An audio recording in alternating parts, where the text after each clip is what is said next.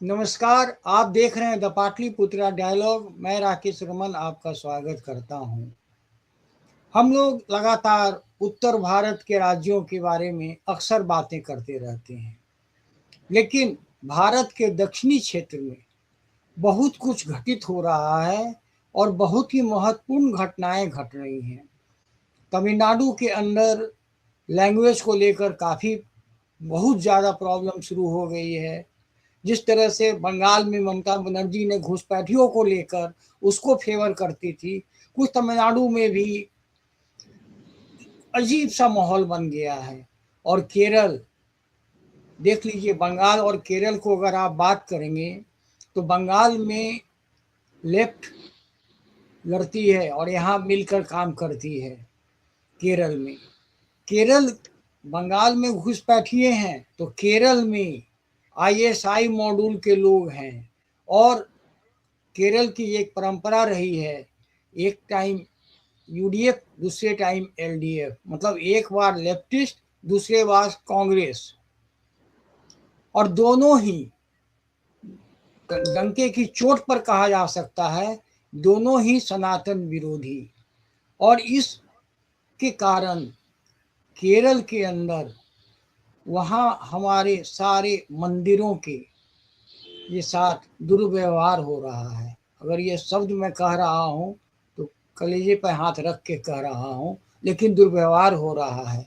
और तो और हमारे मंदिरों से सोने की सरकार के संरक्षण में चोरी की जा रही है, जो बहुत ही मामला अभी हमारे गृह मंत्री केरल में फ्रंट फुट पर खेल रहे हैं।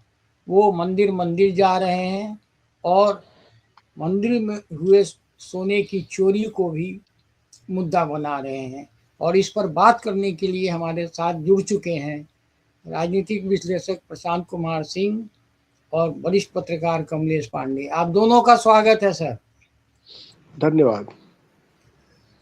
प्रशांत जी, अमित शाह जी वहाँ दौरे पे हैं और वो मंदिर भी जा रहे हैं, पॉलिटिकली अटैक भी कर रहे हैं, और सबरीमाला चोरों के लिए, मंदिर के चोरों के लिए उन्होंने बयान भी दिया है। तो कुल मिलाकर सोने की चोरी एक मुद्दा बनने जा रही है। आपका क्या टेक है? देखिए, अमित शाह जी वहाँ 2 या 3 दिन के दौरे पर थे। पिछले शनिवार को यानी 10 तारीख को वो केरल गए थे और वहाँ पद्मनाभ स्वामी मंदिर में उन्होंने पूजा अर्चना की, जो आप तस्वीर दिखा रहे हैं। और दक्षिण भारत ही नहीं, पूरे भारत में एक बहुत ही महत्वपूर्ण तीर्थ स्थान है सनातन धर्म का, हिंदू धर्म का। और वहां उन्होंने जाके भगवान विष्णु पद्मनाभ स्वामी का दर्शन किया। इसके बाद वहां चूंकि इस साल चुनाव है 2026 में, तो लिहाजा अपना राजनीतिक कार्यक्रम भी उनका था। तो कुछ बातें तो उन्होंने राजनीतिक रूप से कही। जैसे हुआ क्या कि अभी हाल फिलहाल में ही तिरुवनंतपुरम में नगर निगम का चुनाव हुआ। उसमें पहली बार दशकों का वर्चस्व तोड़कर लेफ्ट का भाजपा ने अपना मेयर बनाया है। वीवी राजेश वहां मेयर बने हैं और भाजपा ने भारी जीत, बहुमत हासिल किया है नगर निगम में। ये एक ऐतिहासिक काम हुआ है। उससे उत्साहित हैं अमित शाह जी भी, भाजपा के लोग भी और सभी लोग भी। और इतना ही नहीं, भाजपा का वहां जो प्रदेश अध्यक्ष हैं राजीव चंद्रशेखर, उन्होंने बताया कि बाकी केरल में भी नगर निकायों में 600 से अधिक सीटें वो लोग जीतने में सफल हुए हैं। और ये ऐतिहासिक जीत उन्होंने बताया है। यानी पूरी भाजपा टीम जो है केरल की बहुत उत्साहित है इन सब चीजों से। और अमित शाह जी ने शायद उसी आधार पर बताया कि 20% से 40% होने में हमको टाइम नहीं लगेगा भाजपा को, क्योंकि उन्होंने एक आंकड़ा भी दिया कि 2014 का जो लोकसभा चुनाव हुआ था, भाजपा को 14% वोट मिला था। 2019 के लोकसभा चुनाव में 16% मिला था और 2024 के चुनाव में 20% वोट मिला था। तो इस बार विधानसभा के चुनाव में वो कह रहे हैं कि 40% होने में ज्यादा ये नहीं है, विलंब नहीं है। एक तो चीज ये हो गया। दूसरा चीज कि उन्होंने रेखांकित किया इस बात को कि 3 तलाक का जो समस्या उन्होंने खत्म किया मोदी सरकार ने, तो उसमें ना तो एलडीएफ ना यूडीएफ, जो आपने बताया कि वहां 2 दलीय प्रथा रहा है, एक बार एलडीएफ और एक बार यूडीएफ। एलडीएफ मतलब लेफ्ट वाले, वामपंथी, मार्क्सवादी, कम्युनिस्ट पार्टी सीपीएम वाले, और यूडीएफ मतलब कांग्रेस के नेतृत्व में यूनाइटेड डेमोक्रेटिक फ्रंट। तो ये दोनों बारी बारी से सत्ता में आते रहे हैं, लेकिन इन दोनों ने 3 तलाक वाले मुद्दे का विरोध किया था। यानी मुस्लिम महिलाओं को अच्छा जीवन मिले, अच्छा सुविधा मिले, सुख सुविधा मिले, इस चीज की ये लोगों को ख्वाहिश नहीं है। इतना ही नहीं, उन्होंने दोनों गठबंधनों पर आरोप लगाया कि ये लोग जमाते इस्लामी, एसडीपीआई, पीएफआई जैसे रेडिकल्स और कट्टरपंथी जिहादी एलिमेंट्स के खिलाफ कभी कोई कार्रवाई नहीं की, न करने के पक्ष में रहे हैं, और इससे अगर केरल को बचाना है तो भाजपा ही बचा सकती है। तो ये तो उनका राजनीतिक प्लैंक था। इसके अलावा मैं मंदिर वाले प्रश्न पर आऊंगा, एक और ओपनिंग रिमार्क जरा कमलेश पांडे से भी ले लूं। कमलेश जी, आपका क्या टेक है? देखिए सर,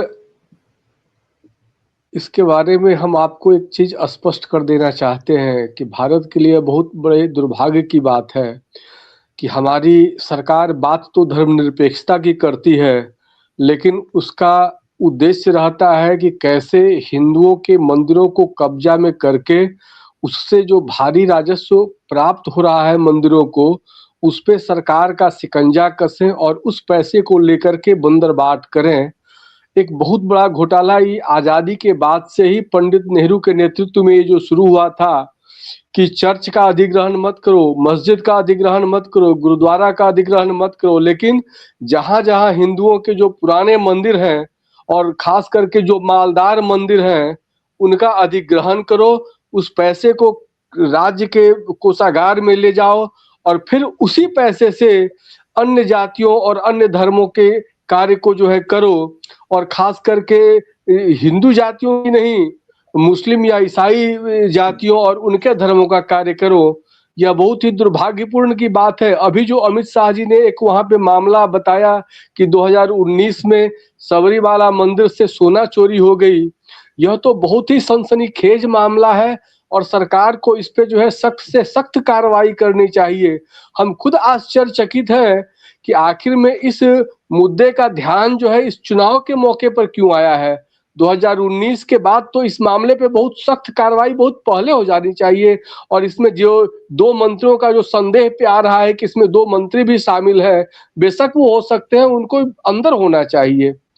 रह गई बात कि पूरे भारत की जो स्थिति है, ये सिर्फ केरल में मामला नहीं है, पूरे भारत के मंदिरों का अधिग्रहण प्रशासन के द्वारा किया जा रहा है। वहां पे एक हल्का सा कानून बना दिया जाता है कि कोई गैर हिंदू जो है इसके ट्रस्टी में नहीं रहेगा, या ऐसे नहीं रहेगा, वैसे नहीं रहेगा।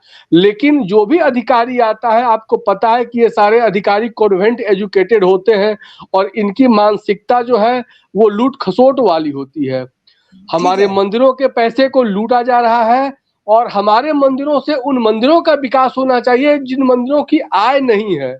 लेकिन हमारे मंदिरों के आय से न शिक्षा का काम होता है, न स्वास्थ्य का काम होता है, प्रशासनिक बंदरबाट होता है। और सिर्फ हिंदुओं के साथ क्यों हो रहा है? किसी मस्जिद का आज तक अधिग्रहण क्यों नहीं हुआ? किसी चर्च का आज तक अधिग्रहण क्यों नहीं हुआ? खुद मोदी सरकार पिछले 11 साल से केंद्रीय सत्ता में है और उसने इस कानून को क्यों नहीं बदला? खुद अमित शाह जी का प्रशासन भी कटघरे में है। जी, आपकी बात समझ गया। आपने जो बोला कि कार्रवाई नहीं हुई, दरअसल आपको भी मालूम है कानून व्यवस्था सरकार का सब्जेक्ट होता है, स्टेट सब्जेक्ट होता है, उसको गिरफ्तारी की जाती है। सरकार संरक्षण में चोरी हो रही है, यही बात तो मैं कह रहा हूँ, जिस बात को अमित शाह बार बार उठा रहे हैं। पीएफआई बैन है लेकिन उसका हेडक्वार्टर केरल में है। इस चीज को भी तो आप समझिए। संघीय व्यवस्था का ये दुष्परिणाम कहिए या बुरे पक्ष हैं या बुरे पहलू हैं जो हमें भोगना पड़ता है। केवल हम सवाल तो खड़े कर सकते हैं, लेकिन क्यों नहीं हुआ ये भी हम विचार करें। प्रशांत जी, सबरीमाला के चौखट से सोना निकाला गया, जिस चोर ने निकाला उसका उसके फोटोग्राफ मुख्यमंत्री के साथ और तमाम वहाँ के बड़े नेताओं के साथ देखे गए। उसका नाम आपको याद होगा, अजमेरू क्या है, राजवीरू, या उस पर प्रकाश डालिए आप। देखिए, ऐसा है कि थोड़ा सा हम हल्का सा इतिहास को लेते चलते हैं जी। ये जो एक कानून नेहरू जी ने बनवाया था, HR&CE, Hindu religion and charitable endowment act, ये मंदिरों पर नियंत्रण की बात इसमें है। देखिए, इस मंदिरों को नियंत्रण में लेने की कोशिश अंग्रेजों के राज में भी किया गया था, लेकिन इतना हिंदू समाज ने तीखा विरोध किया कि अंग्रेजों को लगा कि हम राज क्या करेंगे, हम लोगों की यहां से विदाई हो जाएगी, मार के भगा देगा हिंदू समाज। इतना बढ़िया हुआ था, तो उन लोगों ने छोड़ दिया इरादा। लेकिन देखिए, एक सेकुलर गैंग आया इस देश में और उसने इस तरह का कारनामा कर दिया। अब आते हैं कि 2019 में जो हुआ चोरी, जो कमलेश जी ने भी बहुत सारी चीजें बताई, बहुत महत्वपूर्ण पॉइंट्स उन्होंने उल्लेख किया। इसमें 4.5 किलो मोटा मोटी चोरी का, सोना का चोरी का बात है साबरीमाला मंदिर से, और इसमें सीपीएम के लोग, लेफ्ट सरकार के लोग इसमें शामिल हैं। इस तरह के आरोप वहां विधानसभा में भी लगे, विधानसभा से बाहर भी लगे, कांग्रेस ने भी प्रदर्शन किया, भाजपाइयों ने भी प्रदर्शन किया इन सब चीजों पर।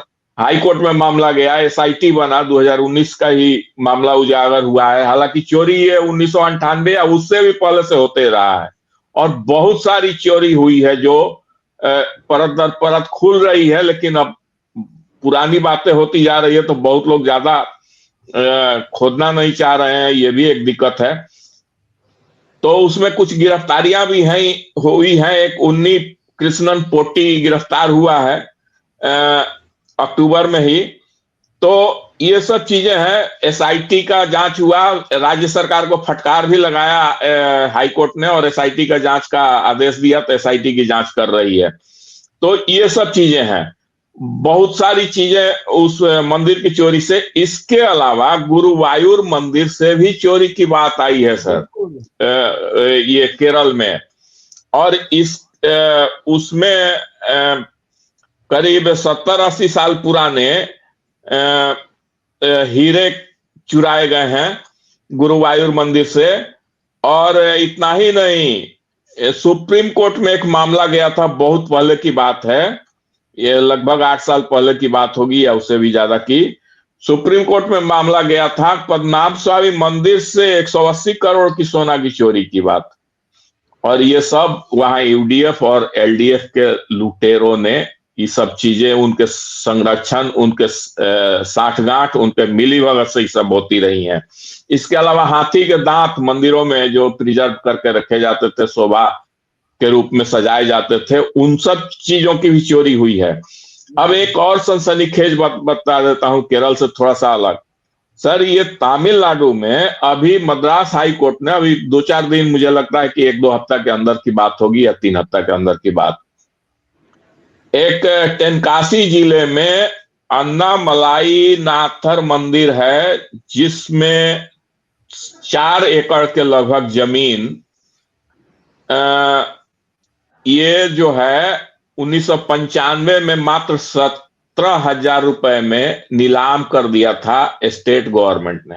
और नीलाम किसको? मुसलमानों को। उसी कैंपस में 2 बड़े बड़े मस्जिद बन गए, और वो उसी कैंपस में बहुत सारे मुसलमान बस गए, और उसी परिसर में मंदिर भी है हमारा। और मंदिर का जमीन राज्य सरकार नीलाम करती है। अजीब स्थिति है। अभी आदेश कोर्ट ने वापस करने का आदेश किया है सर। हाँ, वो कोर्ट ने उसको ओवररूल, जिन पर महाभियोग लाया गया था, उन्होंने ही इसे अभी फैसला दिया है 2-3 दिन पहले कि ये मंदिरों को वापस करो जमीन। हाँ, ओवररूल कर दिया, वो वापस करने का आदेश दे दिया। और मात्र 17,000 में वो जमीन नीलाम हुआ था, और उस जमीन का दाम है 110 करोड़ रुपया कम से कम। तो इस तरह की लूट मची हुई है। मैं सर आग्रह करूंगा आपसे कि हम लोगों ने आप ही के इस चैनल में हम लोगों ने मंदिरों पर से सरकारी नियंत्रण कब हटेगा इस पर एक कार्यक्रम किया था, उसका लिंक फिर से इसके कमेंट सेक्शन में आप कृपया डाल दें ताकि हमारे दर्शकों को फिर से वो चीज रिमाइंड हो जाए कि हम लोगों ने इस पर ये किया था। दूसरी चीज कि जब ये Hindu religion and charitable endowment act Nehru की सरकार बना सकती थी तो ये सरकार हटा सकती थी। कमलेश जी के इस पॉइंट से मैं सहमत हूं। 11-12 साल हो गए, 12वां साल चल रहा है इस मोदी सरकार के। जब नेहरू का बनाया हुआ 370 हटाया जा सकता है, उतना बड़ा कोढ़, उतना बड़ा कैंसर को हटाया जा सकता है, तो इस कैंसर को भी दुरुस्त किया जा सकता है, ठीक किया जा सकता था। इसको भी करने का दबाव समाज से और देशवासियों के द्वारा डालना चाहिए सरकार पर, निश्चित रूप से। जी जी, आपने बहुत सही कहा। कमलेश जी, आखिरी पॉइंट आपका। जी देखिए, हमारा आखिरी पॉइंट यही है कि हमारा केंद्र जो है कभी कमजोर नहीं होना चाहिए। यदि किसी राज्य में कोई राजनेता नंगागिरी कर रहा है, गलत काम कर रहा है, कोर्ट उसके खिलाफ जो है आदेश दे रहा है, तो वैसी सरकार को तुरंत जो है बर्खास्त करके वहां राष्ट्रपति शासन लागू करना चाहिए। और सुप्रीम कोर्ट भी जो बार बार राष्ट्रपति शासन हटा देता है, सुप्रीम कोर्ट को भी ये सोचना चाहिए कि राज्यों को ज्यादा स्वतंत्रता जो है ठीक नहीं है। जिस तरीके से हम देख रहे हैं कि भाषा के नाम पे, धर्म के नाम पे, एक दूसरे धर्म में प्रतिस्पर्धा करने के नाम पे राजनीतिक कार्यपालिका जो है हस्तक्षेप कर रही है, वह नंगा नाच कर रही है, वह किसी भी सभ्य समाज के लिए उचित नहीं है। हमारे देश की नौकरशाही को और न्यायपालिका को इस नजरिए से संवेदनशील बनना पड़ेगा, नहीं तो यह लोकतंत्र खतरे में हो जाएगा। और हम हिंदू समाज के लोगों से अपेक्षा करना चाहेंगे कि आप लोग एकजुट होइए और यह जो सरकार सेकुलरिज्म के नाम पे नंगा नाच कर रही है, हिंदू विरोधी कार्य कर रही है, इसके खिलाफ जो है एक मजबूत आंदोलन जो है अयोध्या आंदोलन की तरह शुरू करना चाहिए, जो कि पूरे देश के मंदिरों को बचाने के लिए होना चाहिए। हमारे देश के मंदिरों से प्रत्येक दिन दान की राशि लूटी जा रही है। यदि 1 लाख रुपया दान में आता है तो उसको 90,000 शो किया जाता है, 80,000 शो किया जाता है। यह बहुत बड़ा लूट है। हमारा स्पष्ट मानना है कि मंदिरों के पैसे से सिर्फ शिक्षा और स्वास्थ्य का काम किया जाना चाहिए, अन्य किसी भी जगह उसका हस्तांतरण नहीं किया जाना चाहिए और उसका एक अलग सेपरेट अकाउंट होना चाहिए, उसकी पूरी पारदर्शिता होनी चाहिए। जी, बहुत सही पॉइंट्स है आपके। किसी भी पॉइंट पर किसी को एतराज नहीं होगा, लेकिन जब तक समाज नहीं जगेगा, समाज मतलब हिंदू नहीं जगेगा, तब तक कुछ भी मुमकिन नहीं है। आज ही देखिए, हम इलेक्शन की बात कह के टाल जाते हैं। अरे इलेक्शन तो देश में हर समय होते रहता है, तो क्या इसके लिए बैठे रहें? आज सुप्रीम कोर्ट ने अल्टीमेटली ऑर्डर दिया ना बंगाल में सर। इलेक्शन से क्या होता है? अगर वैधानिक ढंग से काम हो रहा है तो ये होगी। आज सुप्रीम कोर्ट ने ये बात तो कह दी है बंगाल के लिए, सुप्रीम कोर्ट भी कहेगी, लेकिन समाज को जगना होगा और विशेषकर हिंदुओं को जगना होगा। तमिलनाडु में अभी हाल में ही हमारे सोने गला कर सरकार ने पैसे जमा किए हैं अपने पास। तो बहुत सारी बातें हैं, लेकिन जब अमित शाह कहीं जाते हैं, अमित शाह जी के बारे में बहुत कम लोगों को आइडिया होगा कि वेद के वो प्रकांड विद्वान हैं। उनको एक एक उपनिषद याद है, कंठस्थ है। उनकी प्रारंभिक शिक्षा संस्कृत में हुई है। तो ये बातें बहुत कम लोग जानते हैं, लेकिन एज ए होम मिनिस्टर वो अपने रोल को अदा कर रहे हैं। अब जनता को सोचना होगा। केरल की बहुत समस्या दूसरी है। एक तो वहाँ पर लव जिहाद तबाह किया हुआ है लोगों को। दूसरा, भारत के किसी कोने से आईएसआई में जाने वाला सबसे अधिक लोग केरल से था। क्योंकि केरल के लोगों का मैक्सिमम लोग, घर के लोग, जैसे पंजाब के लोग कहते हैं कनाडा में है, उसी तरह से केरल के लोग कहा जाता है कि यूएई में है, तो सऊदी में है, मतलब मिडिल ईस्ट में है। तो ये है। लेकिन हमारे मंदिरों के लिए हम लोगों ने एक दिन बनाया था वीडियो कि मंदिरों का भाई पर हम लोगों ने एक दिन वीडियो बना चुके हैं, और इस पर हम लोग लगातार बात करते रहेंगे। और आप दोनों पैनलिस्टों से भी मेरा अनुरोध है कि दक्षिण भारत के राज्यों की खबरें प्रमुखता से रखिए, और हम लोग इस चैनल पर अपने पाटलिपुत्रा डायलॉग पर इसको लगातार देंगे ताकि हमारे दर्शकों को पता चल सके। हो क्या रहा है। तमिलनाडु के एक व्यक्ति से आज मेरी बात हुई है, कल सुबह का टाइम दिया है, देखते हैं क्या होता है। क्योंकि तमिलनाडु, कर्नाटक, आंध्र प्रदेश, तेलंगाना और केरल की हम बात कर ही रहे हैं, इन सब राज्यों में भी बहुत तेजी से घटनाएं घट रही हैं। और नो डाउट इलेक्शन के पहले घटनाएं तेजी से घटती हैं, लेकिन हमें इस बात का परवाह नहीं करना है और इस बात का किसी को दोष नहीं देना है। हमें ये कन्विंस करना है इलेक्शन है तो क्या हुआ, जो काम होना चाहिए वो होगा। आज के लिए बस इतना ही। यदि आपको हमारा विश्लेषण अच्छा लगा हो और आपकी जानकारी कुछ बढ़ा रहा हो तो वीडियो को प्लीज़ लाइक कीजिए, शेयर कीजिए और सब्सक्राइब तो निश्चित रूप से कीजिए। बहुत बहुत आभार। जय भारत। जय भारत।